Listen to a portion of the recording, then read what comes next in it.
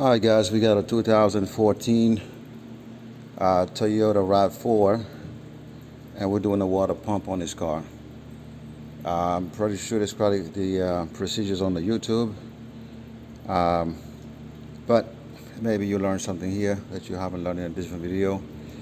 I know the procedure is the same for 2011, I believe, at least up to 11 to 14, because I already done this last week actually on a 2011 car. Same engine, same setup. So basically the idea is to remove the alternator to gain access to the water pump. Not a difficult job, a little bit time consuming, and kind of a backbreaker if you're tall, because of a lot of bending to trying to reach some of those bolts. But essentially you don't have to do much more than that. No need to jack up the car, remove the engine mount, none of that stuff. You can pretty much gain access to everything around here just from the top. So I just drained the coolant right there at the bottom. If you can see it, well, maybe not, but I got my drain pan right there. This coolant reservoir is empty right now, so it's draining pretty good. So I went ahead and disconnected the negative, and now I disconnected all of the connection going to the alternator, and also this what looks like maybe a oil pressure switch maybe, and that's about it. So now we're gonna go and take the belt off. The tensioner is right there. Right there's a tensioner. Yep, and that's a 14 millimeter. I usually trying to get to it using the my long wrenches, these ones, flex wrench, and I go about it usually this way.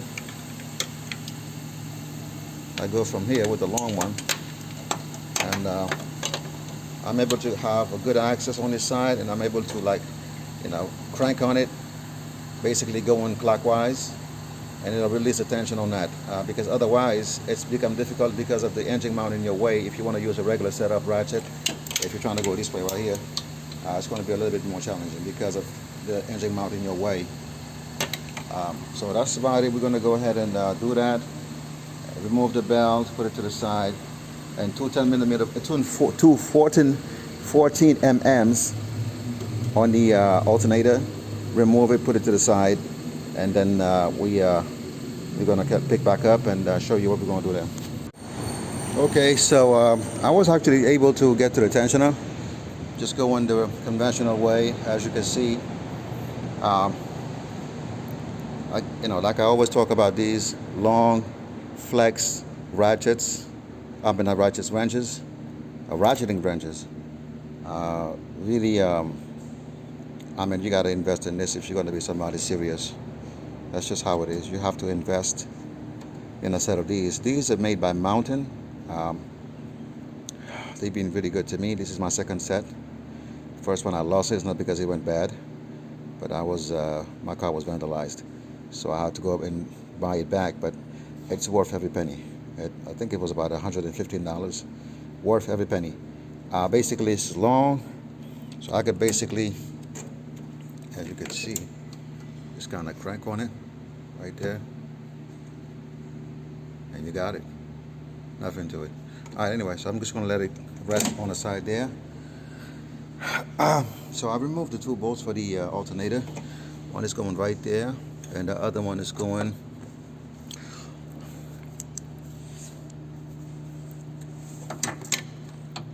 right about where the light is. Well, I don't know if you can see it, but right about there, the big hole. And underneath it there's a bracket with a 10 millimeter just for the wiring harness. I'd rather remove the bracket rather than fiddling with this Christmas tree, because they could be very pesky sometime, and you waste a lot of time trying to get that. Most likely you're going to be frustrated and break it anyway. So, alright, so now we're ready to get the alternator out. What I'm going to do is just put my pry bar right there in a little groove there. Then I'm trying to just wiggle it out. Hopefully it comes out with no fuss.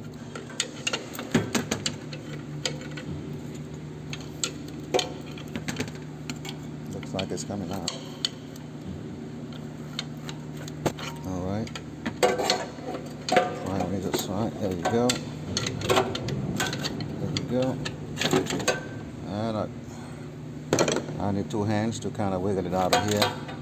And there goes your alternator. So you know how to do your alternator job on this car.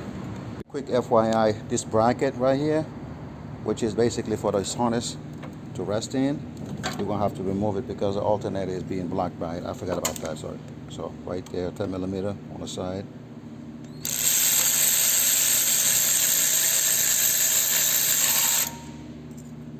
That's about it right there. Set it to the side. And now your alternator could pretty much come out. There you go. All right, so now we can have access to the water pump. If you're not sure about the bolts of the water pump, they're going to be 12 millimeter, and you can just reference the new one. They all the same size, so there's no longer and shorter bolts when it comes to these ones. So go ahead and just take off all of the bolts around the water pump, and that's what it is. It looks like a genie's lamp. That's what it reminds me, the shape of it. So yeah, go ahead and take all of those off. Make sure you have a drain pan underneath because you still got some water in the block of the engine. And that's about it. Like I said, it's really not a big job. I'm here maybe about 20 minutes or no, actually not even 20 minutes. But I'm already at the water pump. So anyway, oh yeah, another important step here before I skip this step, because you cannot remove the water pump properly, get to the bolts without removing that the tensioner. So there's a bolt right below the tensioner there that's going to be very tight. I'm pretty sure you probably could get to it, but I'm not sure the water pump is going to be able to come out without removing the tensioner either way. So the tensioner is held on by a 12 millimeter bolt right in the middle of it. It's right there. You see below my ratchet, there's a 12 millimeter. Right there is what you want to remove to gain access, and remove that tensioner completely out of the car, and then you should be home free. So let me go ahead and do that. Thank you guys. Okay guys, so as you can see, the tensioner removed. Now you see the water pump. So that side of the water pump, that bolt right there, I cannot see it. Yeah, that bolt right there to the left, and the one below it. Yeah, that would have been kind of difficult to get to. And also you can see the coolant right there, the traces of coolant right there at the bottom, which is all indicative of a failure in the water pump. So I wasn't able to pressurize the system because my pressure tester kit doesn't have this particular adapter for this car right now, but I think that alone is enough of evidence for, you know, for us to call the water pump either way. So anyways, going ahead and we're going to take off the 12 millimeter all the way around and come back and see what's going on. Alright guys, so I think I removed all of the bolts around the water pump. That's probably going to be the hardest part of the job because of access and just not easy on your back, honestly. If you can jack up the car a little bit and find a comfortable position, do it. Now if you notice, that's the last bolt I left in it because I don't want the water pump to just fall through. There's a little bit of a lip right there next to it. You see that lip right there? I'm going to insert my pry bar right around there, and I'm going to pry against it. And there you have it. The rest of the fluid is draining, and yeah. So now I can go ahead and remove my last bolt.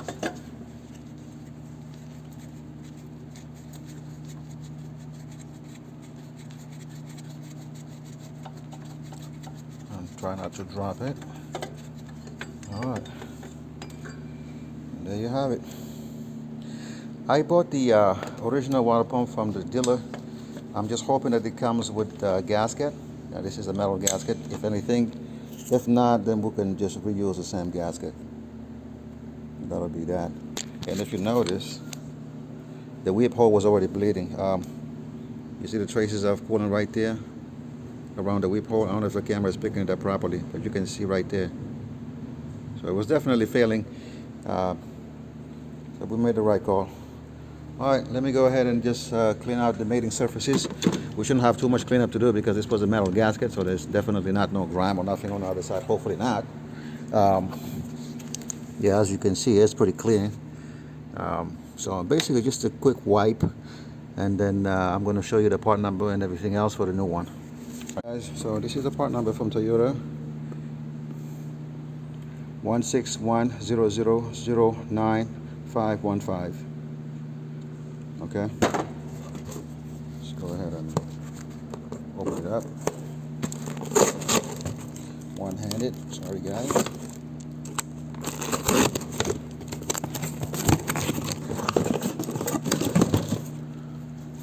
Alright, so there we go. And it comes with a gasket. How sweet. Right there. Made by Asen. You can buy the same water pump essentially from, I seen it on Amazon for $65. So in a pinch, you know, if you don't want to, well, not in a pinch, but if you can afford to wait, just go on Amazon. I forgot the part number. If I get to it, I will just put it in the link for this one, the same one made by Asen or Asian, whatever the name is. Yeah, $65 on Amazon. You have Prime, that's 2 days, or sometimes even 1 day, it'll come to your house. So you don't have to go. This one costs at the dealer around 140. So well over, you know, twice the price of Amazon for the same water pump. All right, so you just go ahead and slap it on there, and I'll get back with you guys. All right, guys. So as you can see, the new water pump is in place. Everything is torqued down. I don't know the torque value, but I know what it took to take them off, the bolts. So I'm trying to put similar torque on them. I mean, this is something you gain as a professional. If you're not sure, get the torque values and use a torque wrench that is appropriate and that's working properly. If not, just use a 1/4 inch ratchet like I use, a 1/4 inch, and make sure it's tight with the 1/4 inch, and you should be all right. So now we're gonna go ahead and put the tensioner back. Let's see if I can give you a shot of that. Hold on 1 second, let me get my light situated.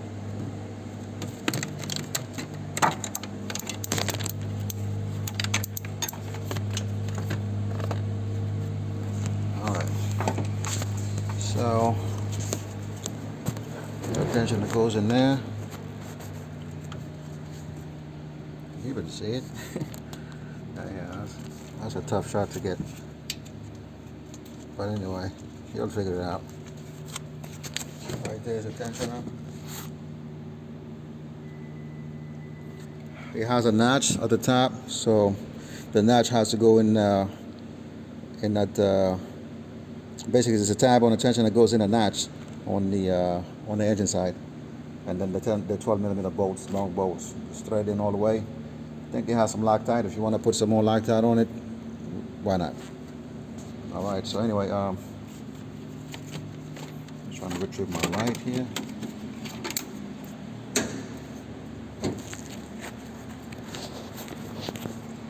Sorry guys, I know I'm all over the place here. Kind of hard to film with one hand, especially certain situations. But all in all, like I said, there goes the tensioner right there.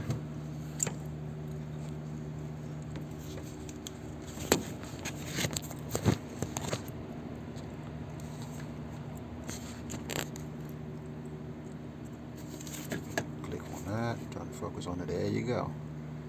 All right, tensioner is right there. So go and thread the bolt all the way, tighten that, and then put the alternator back on, and bleed out the belt, fill this up with water coolant, and start the car and start the bleeding process. So I'll be back. All right guys, so everything is put back together. So now I'm going to try to fill it up with some coolant, 50-50 mix of Toyota coolant right there. And after that, we're going to start it up. I'm trying to bleed this car properly. I'm probably going to have to add some water. We only got 1 gallon, so I don't think it's going to be enough, but should get us pretty close, hopefully.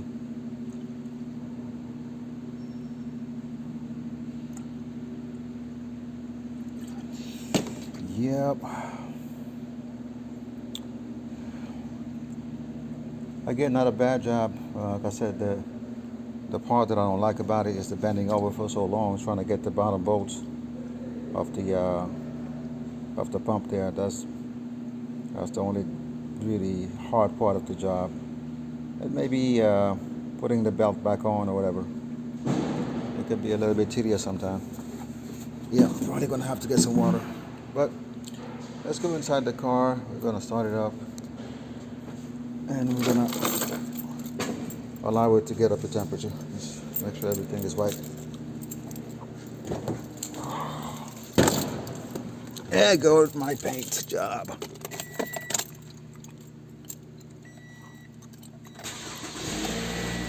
Alright, let's go into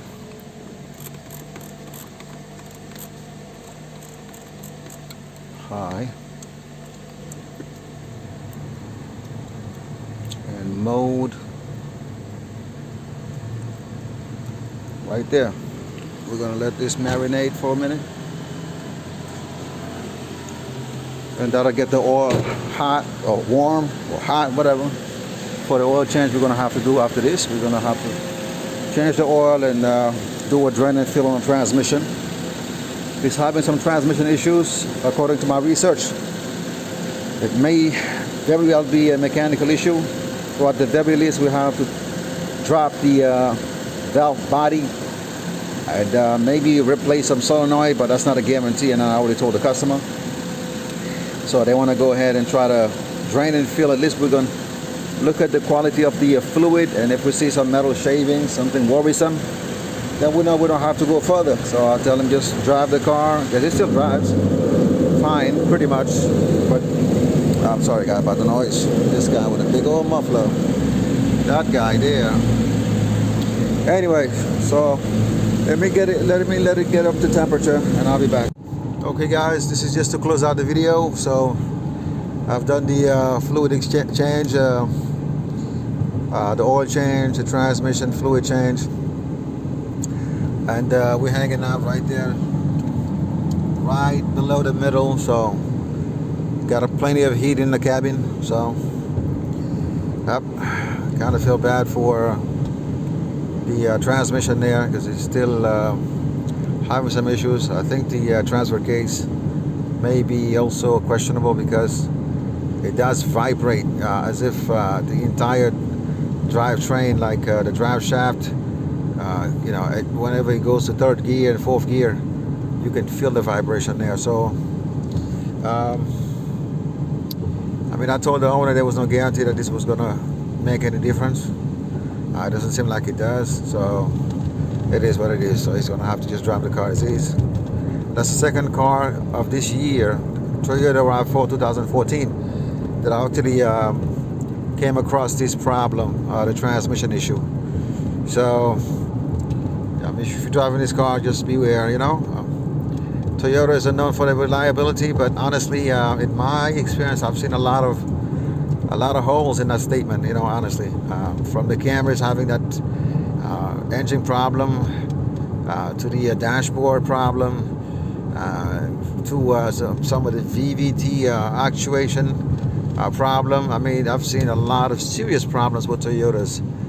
Maybe the older ones are bulletproof in the 90s, maybe, but honestly, as of late, the quality definitely is no longer what it used to be. So it is what it is. Take it with a grain of salt.